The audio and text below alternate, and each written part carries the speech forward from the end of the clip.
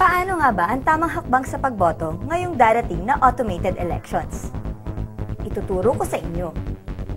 Iba na ngayon, it's better automated. Napakadali na ng pagboto. Ito ang balota na gagamitin sa pagboto. Mapapansin na di katulad ng mga lumang balota, wala ng mga puwang na pagsusulatan ng pangalan ng mga kandidato.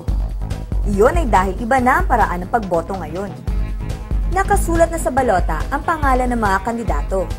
Hahanapin mo na lang ang pangalan ng gusto mong iboto. Pag nahanap mo na, markahan lang ang bilog na katabi ng pangalan. Siguraduhin na buo ang pagkakamarka mo. Kapag kulang ang marka, maaaring hindi mabilang ang iyong boto.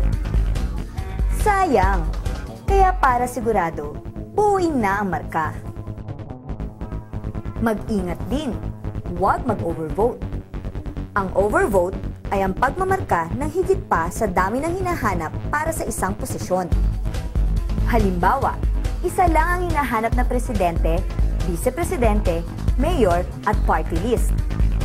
Ibig sabihin, isa lang ang dapat markahan sa bawat isang posisyon na ito. Kapag dalawa ang pangalang na markahan mo sa presidente, hindi mabibilang ang boto mo para sa posisyon na ito. Isa pang halimbawa, sa mga senador, maraming pagpipilian, pero 12 o 12 lang ang hinahanap. Huwag sayangin ang boto, mag-ingat po tayo. Pagkatapos mapunuan ang balota, lumapit na sa PCOS machine. At ipasok na ang iyong balota sa bibig ng makina.